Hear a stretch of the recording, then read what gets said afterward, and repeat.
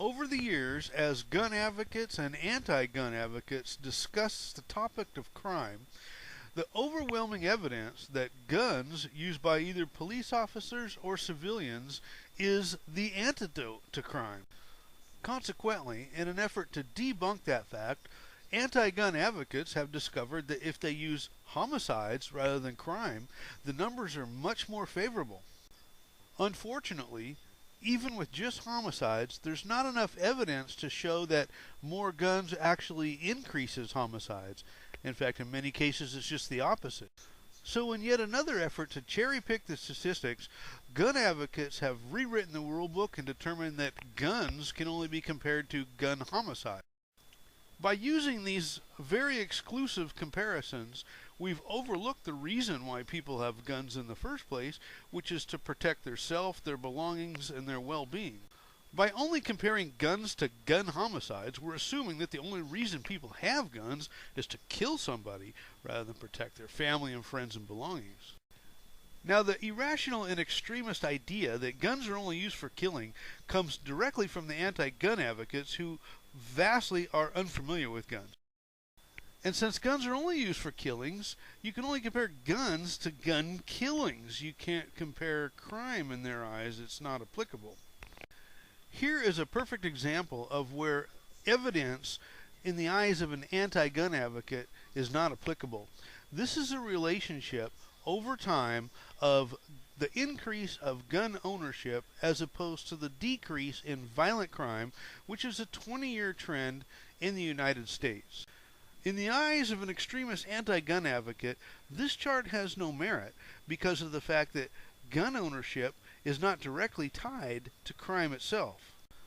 Now, regardless of the reason they believe this, whether it be that only gun-to-gun statistics are more favorable for them, or they're actually so unfamiliar with guns where they actually believe they're only good to kill others, it really doesn't matter because in their eyes, you can compare gun ownership to the change in zoo population animals, and it has about the same relevance. Now, this chart, however, would be seen more favorable in the eyes of an anti-gun advocate because of the fact that it only compares the number of firearms available in the United States to the population and the number of firearm-related deaths. This type of chart works great if you do not believe that guns have the capability of averting a crime. Now, giving credit to the anti-gun advocates, let's take a look at this chart.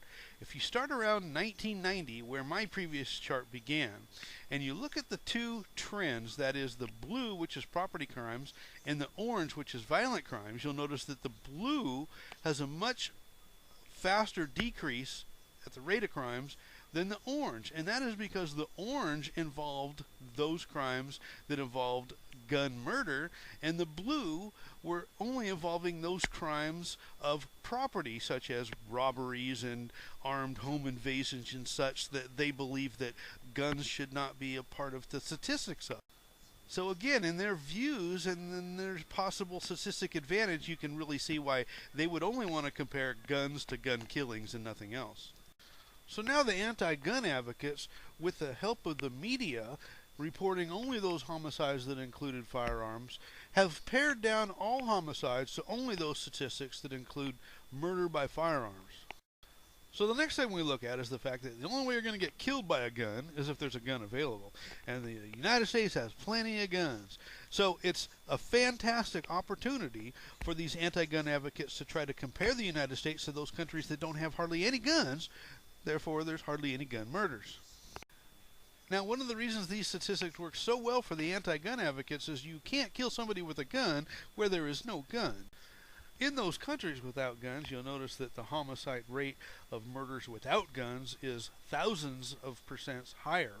However, if you compare the total number of gun murders and the total lack of guns compared to the United States, which has a very high gun murder rate and a very high number of guns, you might deduce that more guns equals more crime. Or, if that didn't work, we can make the claim that more guns equals more gun homicides and use the countries that that theory works with. The problem with making this claim is that for every country that you select that performs favorably against the United States, there's another country that performs favorably against somebody else using the opposite claim.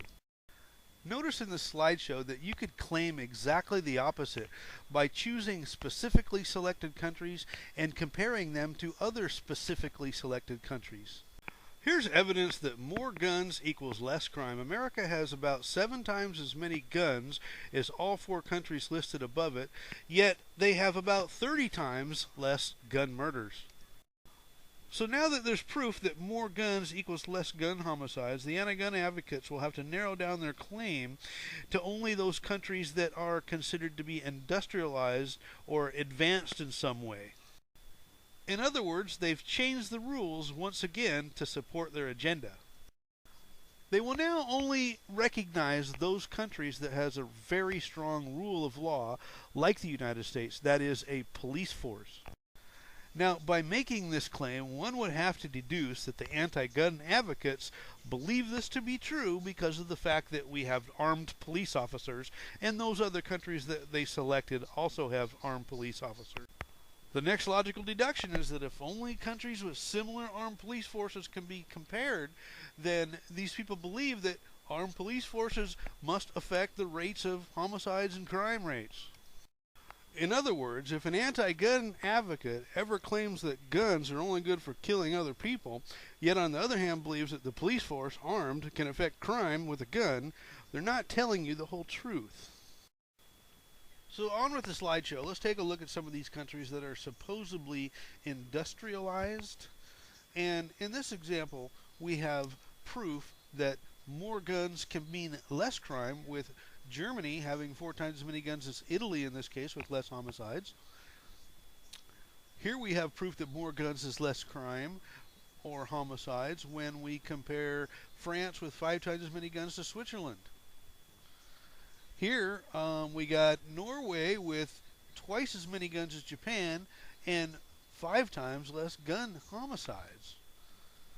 England and Wales has far fewer guns and more homicides than France. So in these countries, you could claim that more guns means less gun homicides, unlike what they're claiming here. Here's Canada and Germany with twice the guns, less homicides.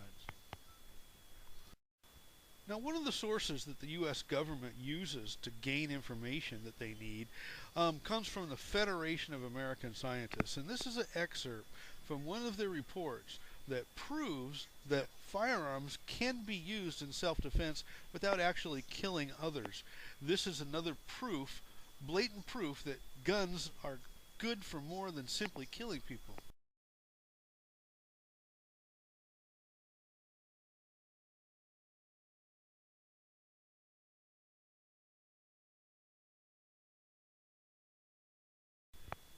Now take a look at this slideshow. This slideshow is an example of how a typical anti-gun advocate irrationally deduces how guns are only good for killing others. Consider the 4 items shown and the claims of each one of the 4 items. Lighters cause arson, bats cause beatings, knives cause stabbings, and guns cause shootings. Even with a list of the functions of each item, the anti-gun advocates cannot see past anything but killing with the guns. This is largely because of the media hype. Bats have functions and guns have functions, but the only function that is recognized is the killing function. The same goes with knives. This is how irrational some of these anti-gun types can be. They're largely driven by their emotions and tend to make decisions on whatever feels good. One statistic or fact in their favor weighs heavier than 10 that oppose. These are exclusively the type who are most affected with emotional media sensationalism on gun shootings. When these people are subjected to tears and tragedy, their ability to rationalize no longer functions.